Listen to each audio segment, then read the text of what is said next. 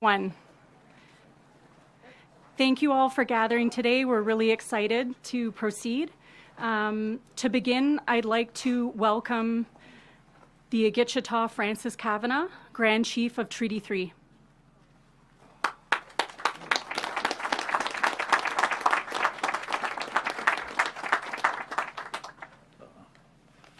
Good morning, everyone. I guess I've been voluntold. Our elder was unable to attend, so I've been asked to do an opening prayer. I'll do it in my language, Ojibwe. Awojo kinawaya, sum kamiginang digo, namendo tem. Not kameganing bionja ni so miteo, abitinge kishibe miteo ge.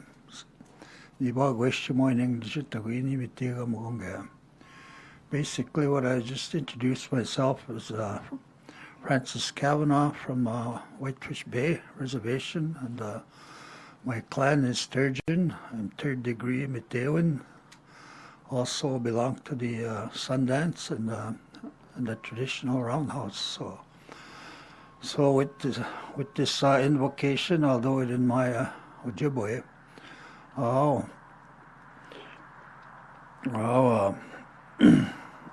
Kukomisnatag, Shomsnatag, Eggemanito, some coming in Indigo, where Anish Semangi Shushkanamago, where Chibakinaman, when no Mejiganiki, so meet the Shagashigachimagog, where hot Sokanagan, when the Beat, or thank you, Etinum, Kejanum, Ke.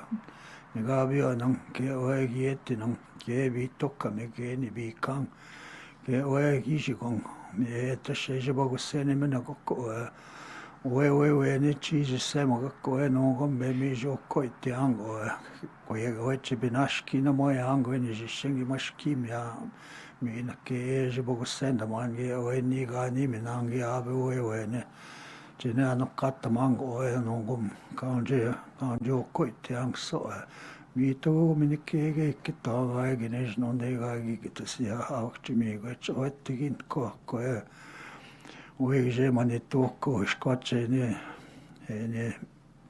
kanona oe gabo senema ni ne janishna oe angitimagi zange gonga kenazin oe kindashiga bo senemen oe chima min sito no engagi gitoin Thank you.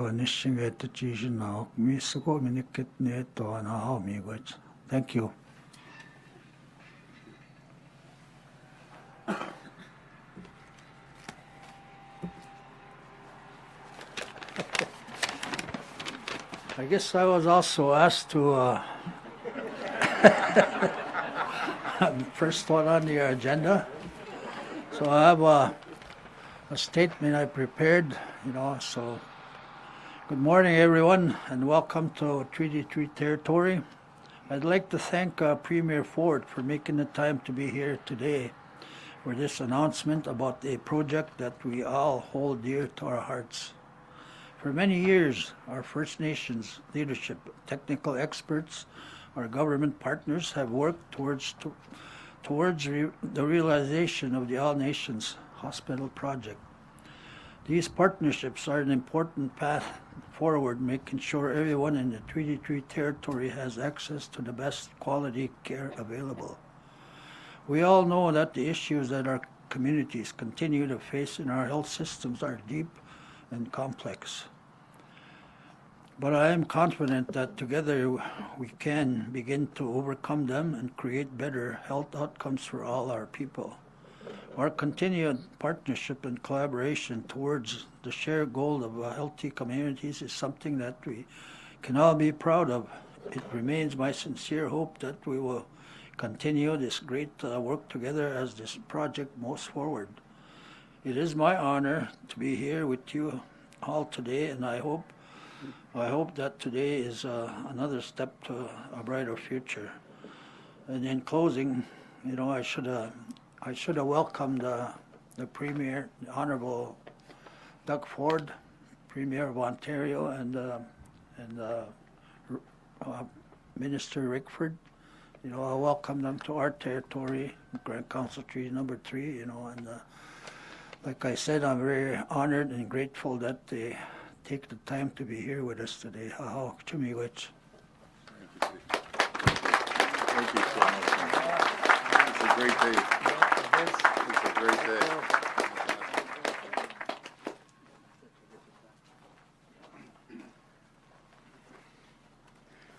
Anin, minogi gajeb, watchke making an indigo, can you need in dotam, was just going to give me donji. Kachimi gwet, sugacha, abakana no man nungam. Gino name in him, Jaganashi Mawin, Amchagushi Mawin.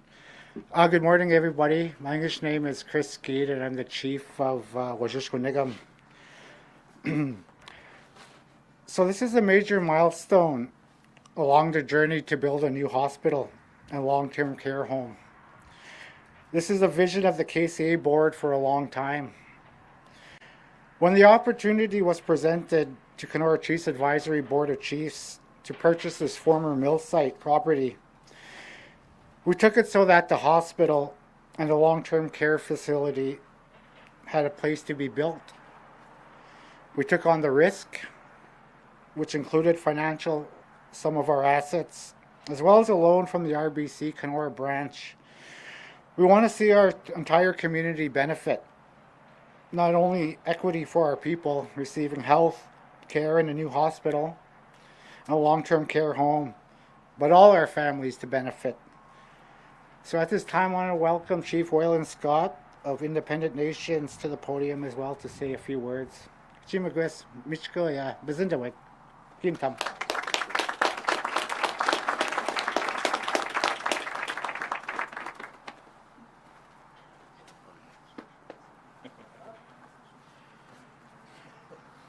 I noticed the shorter, the speakers before me are a little shorter, so I got to raise the mic a little.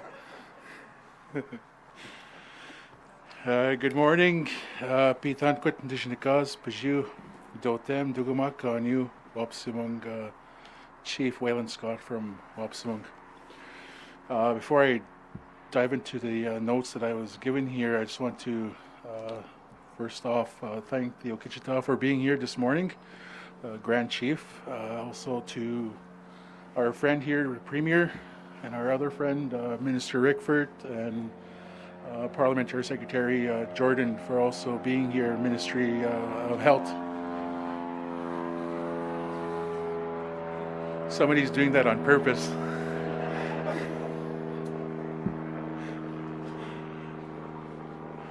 Might have been Greg.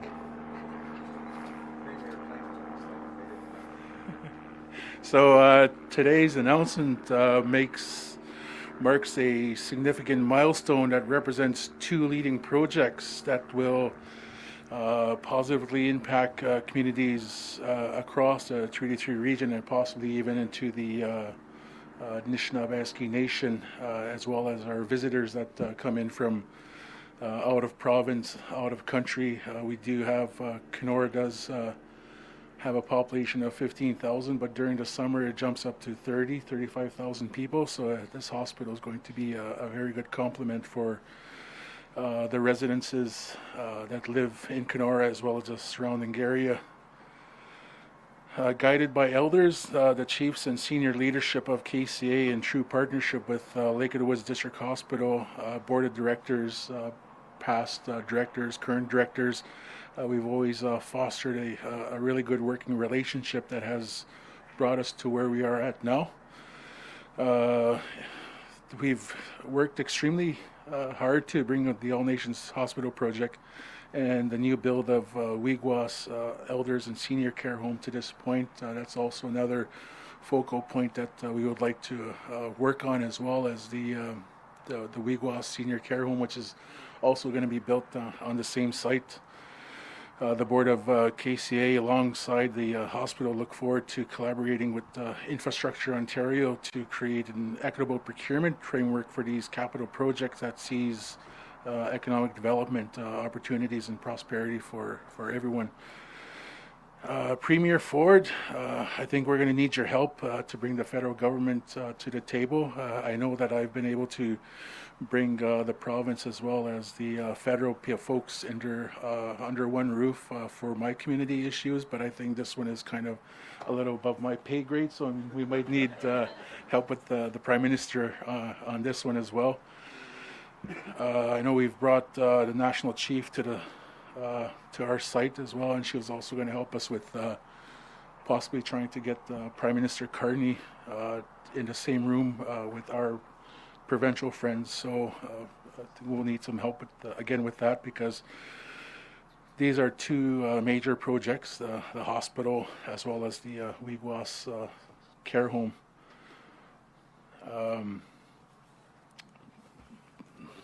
I'm going to introduce His Worship, Andrew Poirier, Mayor of Kenora. I've known Andrew for 20 years, more than 20 years actually, 25 plus years. And one story that always stands out, we were at a shore, and there was some puppies out in the middle of the lake, about 15 puppies, and Andrew actually swam out and rescued every single puppy. No, just kidding. So I'll introduce Andrew Poirier.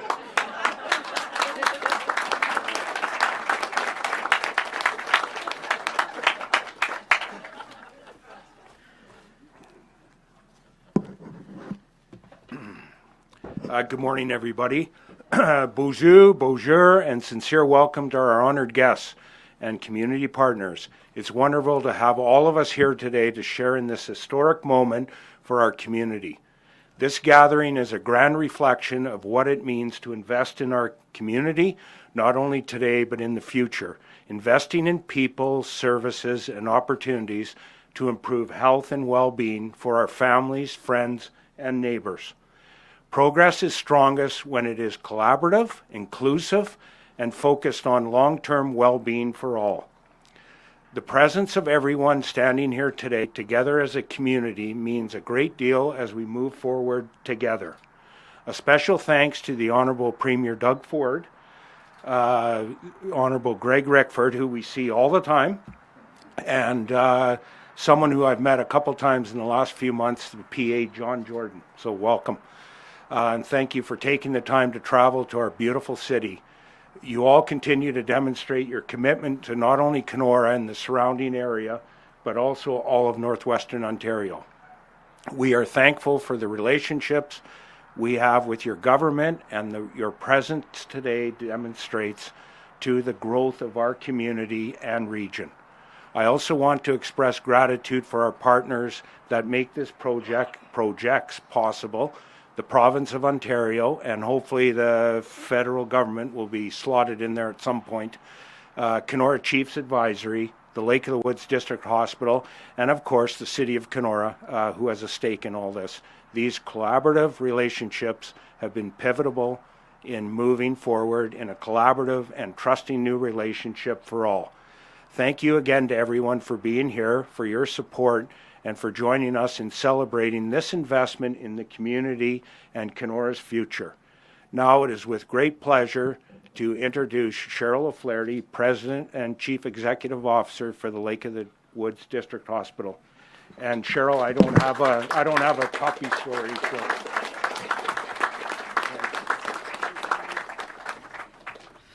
Good morning, everyone. Thank you, Mayor Poirier. And thank you so much to Grand Chief Kavanagh, Chief Skeed, and Chief Scott for your words today and for your leadership. This journey began in 2017 when Ogi Mawapatong, Kenora Chiefs Advisory, and Lake of the Woods District Hospital committed to working together in partnership to plan for a new hospital for our region to address health inequities and bring care closer to home. Today, our collaborative work has built a comprehensive plan for the future of healthcare in this region that includes a new regional hospital and campus of care offering a blend of both Western and traditional medicines. I'm so incredibly grateful as I look to all of you, our partners, our leaders, our communities. Each of you have been part of this commitment this partnership, and this plan for transforming care in our region. Premier Ford and Minister Rickford, this investment is a vital step towards modernizing our health infrastructure. More than that, it will help close the gap in health inequities and bring essential care closer to home for the people of Northwestern Ontario. Today is a momentous day in the legacy we are creating together. We are so grateful. I'm now pleased to introduce Jennifer Drever, Executive Director from Kenora Chiefs Advisory, to deliver her comments. Thank you. Woo-hoo.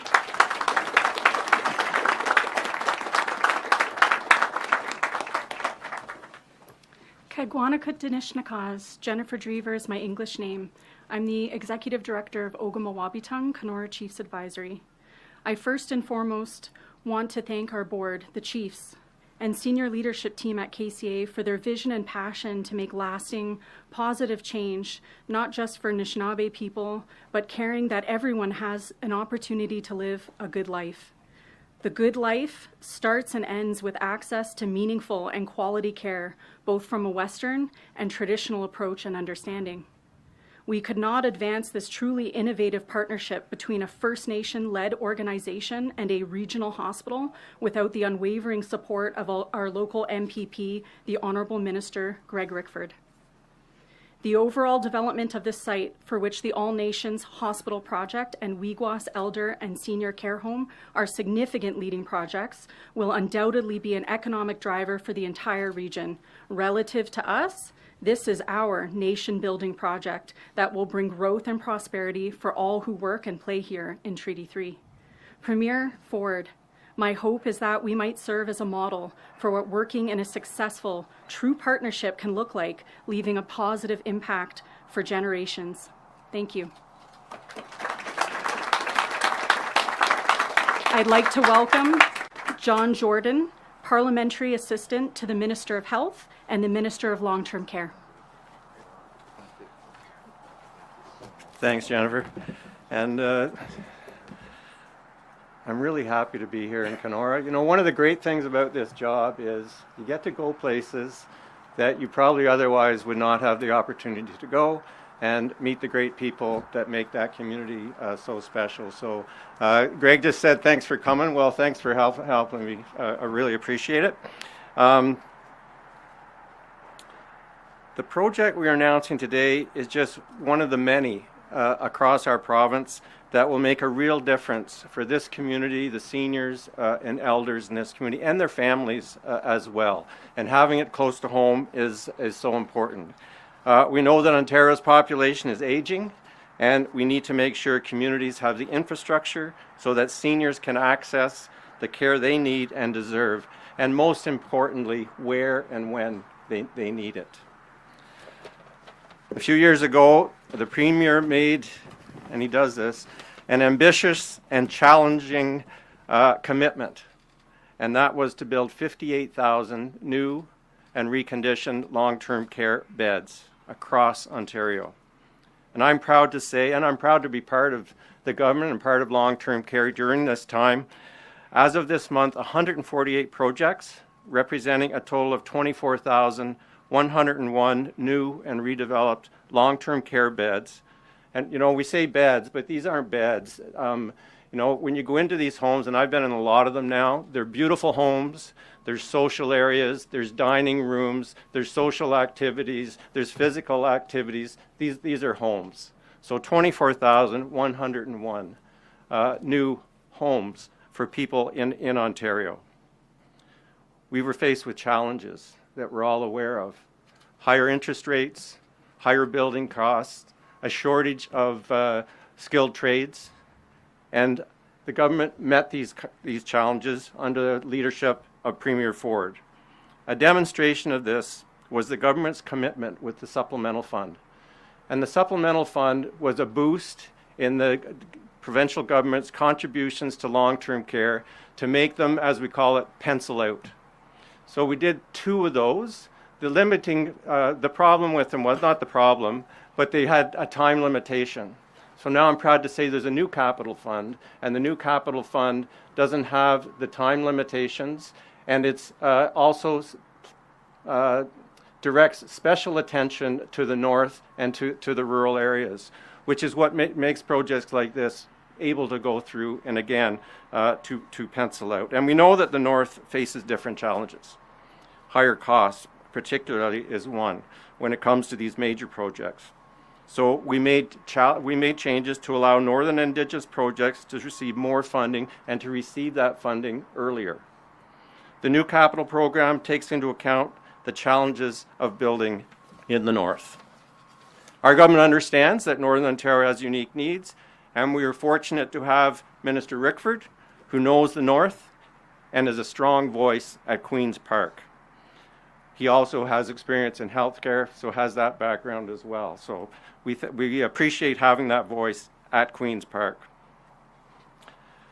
Our healthcare professionals and staffing are probably the most important. We can build as many beds as we want, but we need the right people. So the government has many initiatives for new careers, new opportunities for healthcare, for people to go into to healthcare, and that's another strategy. We have programs like the Community Paramedic Program. And one I'll just divest a bit from my notes, because I was talking to Cheryl a minute ago. The priority fund that we have puts services in our long-term care homes that previously haven't been there, but they do two things. They give people within long-term care access to services so that they don't necessarily have to go out to the hospital for those services. And they also allow people that are hospital bound and can't get into long-term care because the services aren't there to get into those long-term care homes. And it'll help address our ALC issues. So I appreciate the opportunity to be here again. And again, I'd like to introduce and welcome that strong voice for the North, Minister Rickford.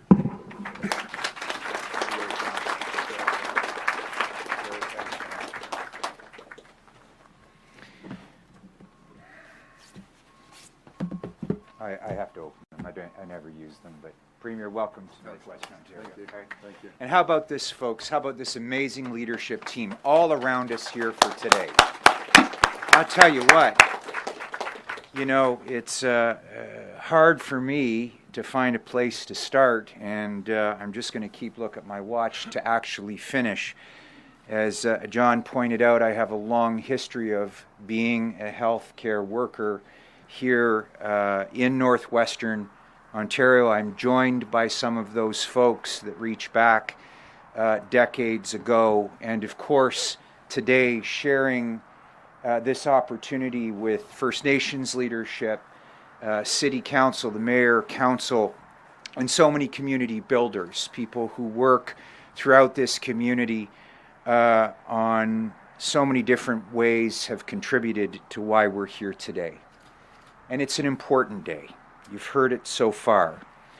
But I'd like to shed a little perspective on it that I hope folks can appreciate it. It's really just a list. It's about primary care here in Northwestern Ontario, the All Nations Partners Ontario Health Team, a landmark physician services agreement called the Rural Generalist Model, the WinHack facility being built downtown, the long-term care license, which would find its place here amongst what we hope will become a healthcare campus, a resource for the hospital to begin, for Lake of the Woods District Hospital and the Kenora Chiefs Advisory to begin the technical elements of what we're going to build here. And of course, the MRI, our community-based paramedic program, are all fixtures that serve a couple of important pieces.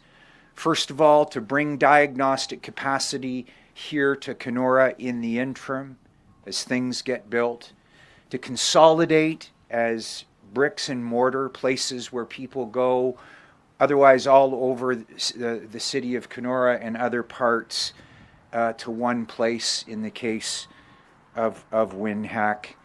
And then to celebrate, of course, why we would be here today. Purposefully This is a historic partnership, as has been alluded to, one in which the municipal government, the provincial government, Kenora Chiefs Advisory, and an amazing First Nations political leadership drive donors through the Lake of the Woods Hospital Foundation, I think goes without comparison in terms of the resources that are raised for not just the hospital but other services and programming. This is, in effect, one of the most amazing modernizations of healthcare in the province, but here in Kenora. We serve a big area. And as we look out over this peak, we can get a sense of the vastness of the Kenora district and these beautiful Treaty 3 lands. But this will give it, this is actually where the helicopter is going to land, Premier, as I understand it. But in expanding our capacity for care, providing additional mental health supports, diagnostic capacity, bringing it home here, and we still have work to do, we find out on an almost daily basis. Building a campus here today is a transformational project, not just for the city of Kenora and Keewatin and Norman. Oh boy, I've started something now, haven't I? But is a testament to the leadership of my colleagues, my cabinet colleagues, our parliamentary assistants, but really this comes down to the Premier of Ontario, who understood very quickly not just how vast our region was, but the opportunity that we have here outside of Thunder Bay to serve this vast and beautiful district. And so we're here today, folks, for that purpose, to celebrate the hard work of our community builders, our political leaders, and the folks who serve on the front lines, not just here, but out on the Trans-Canada Hospital, to redefine what healthcare means here in Kenora. Unusually scripted, I did it on purpose because I wanted to stay within a time frame and not go on and on and on. Not that I ever do, but simply to, with some humility, to just say thank you to all of you folks for the work that you have put into this. My name is Greg Rickford. I'm the Member of Provincial Parliament for the Great Kenora Rainy River Riding, and it's a privilege and an honor to serve you as my constituents. Ladies and gentlemen, how about a warm welcome for the Premier of Ontario?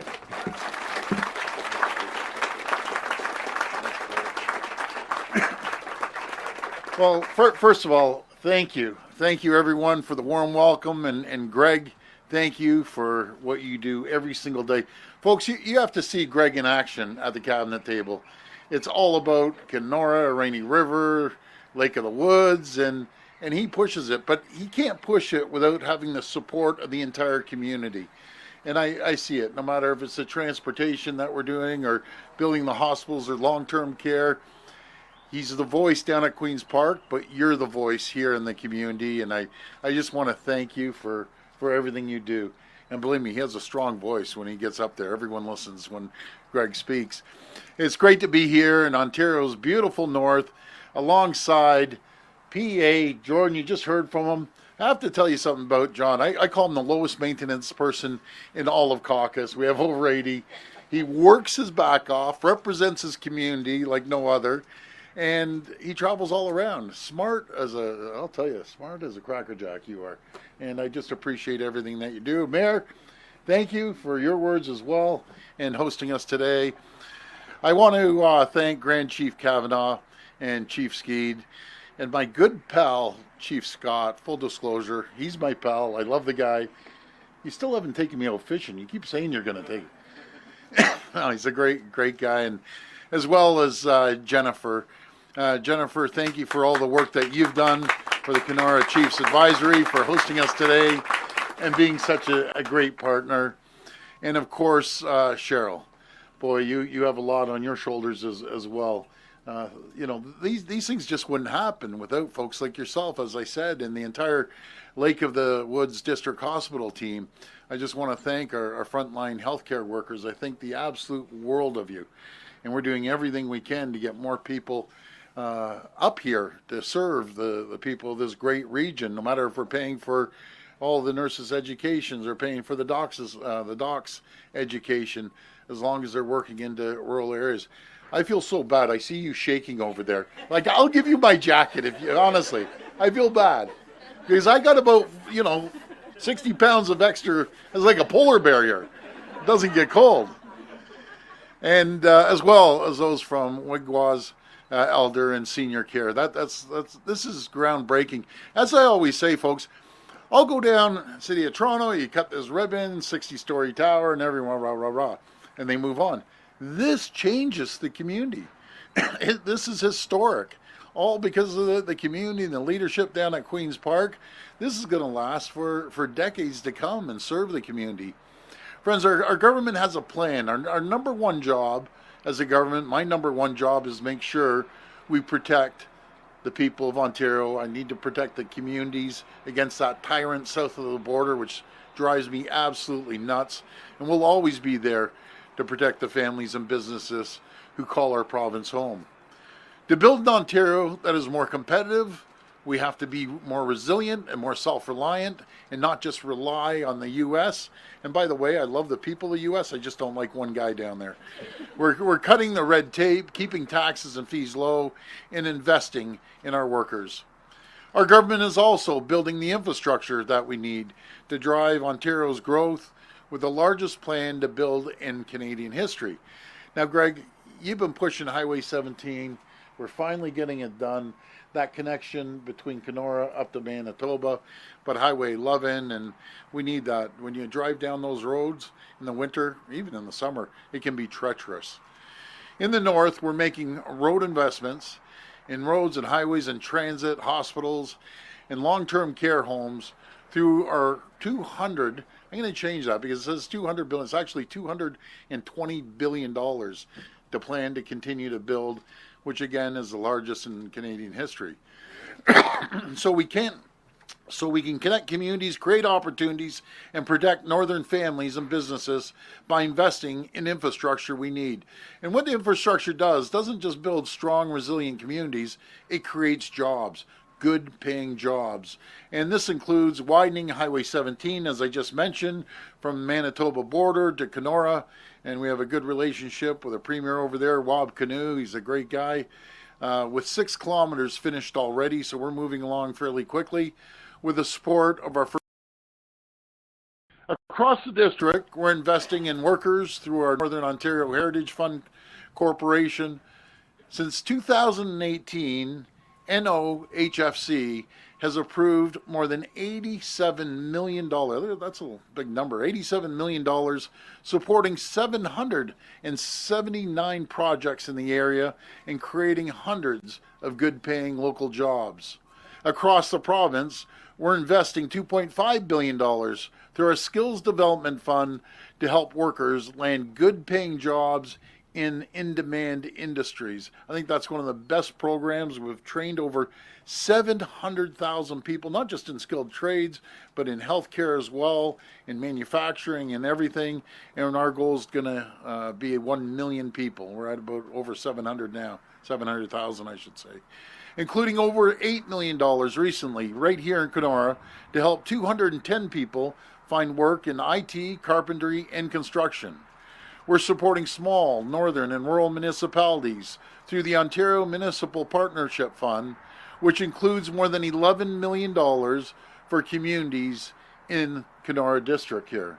And again, do you know how it works, folks? I'll tell you, it doesn't matter if you're part of the Orange Party, Green Party, Red Party, Blue Party. They sit around caucus, and their single job is to fight for their community. That's their job, to fight for the community and bring as much as they can within the community. And again, I got to keep pumping your tires because I've seen you in action over 7 years. And there's no one that fights for his community more than Greg does. And we're providing more than $11 million through our municipal housing infrastructure program to enable 1,400 homes in the community. Across Ontario, we're investing nearly $60 billion to build and upgrade more than 50 hospitals across the province. I always say, no matter where you live in the province, you're either getting an addition or you're getting a new hospital. And thank God we're here and we're going to get a new hospital. Earlier this year, we announced an investment of $28 million to build a new Aboriginal Health Access Center in downtown Kenora to connect people with Indigenous design and delivered programs. And we're connecting hundreds of thousands of people to a family doctor or primary care team, bringing us one stop closer to connecting every single person in Ontario to convenient primary care by 2029. We're putting a few $1 billion in to make sure every single person is connected to a primary care doc. And I'm thrilled to announce today, this is beautiful, our government's $50 million investment to advance planning for a new Lake of the Woods District Hospital right here in Kenora. And I can't wait to come back. It's going to be absolutely stunning, just first class. It's replacing the current facility. This new hospital will connect patients and families across northwestern Ontario to more convenient, high-quality care close to home. Once complete, it will offer expanded access to core programs and services with 3 operating rooms and procedure room and a pre-admission clinic. The new hospital will also have expanded diagnostics imaging services, including space for Lake of the Woods District Hospitals. This is massive. Like, it seems small, but it's massive. A new MRI machine. You know, MRIs are so important. You can actually get the first ever MRI suite right here in Kenora, which I'm just so pleased, because if not, people are traveling hours away to get an MRI. And this will also support the whole area and the whole district. This state-of-the-art suite, supported by a $7.6 million investment from our government, is currently serving patients from across northwestern Ontario. So it's already up and going, which is great. And this isn't all we're doing for Kenora. We're also protecting Ontario's long-term care system, ensuring residents get the quality care they need and they deserve. I always say, you know, the seniors took care of us. Now it's time to take care of them and always protect them no matter what we do. We're redeveloping and expanding Wigwa's Elder and Senior Care Home in Kenora, which is great news, which will be located in the campus of care at Lake of the Woods District Hospital. We're providing a one-time planning grant of $1.9 million to advance the project towards construction, which is expected to begin next year. And once complete, the home will offer 160 safe and modern, I never use beds. I say the same as what John says.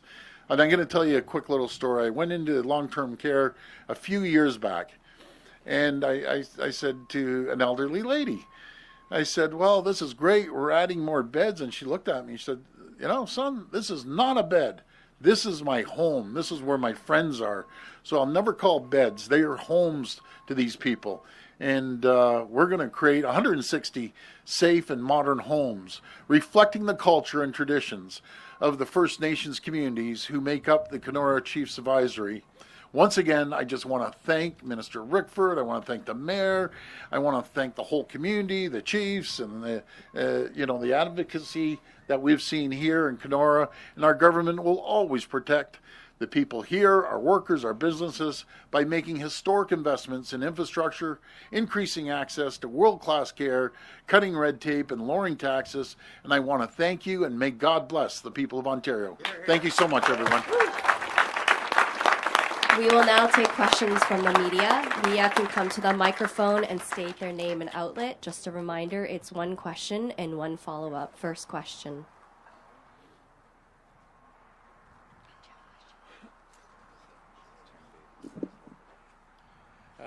Tim Davidson from CJRL. Hi, Tim.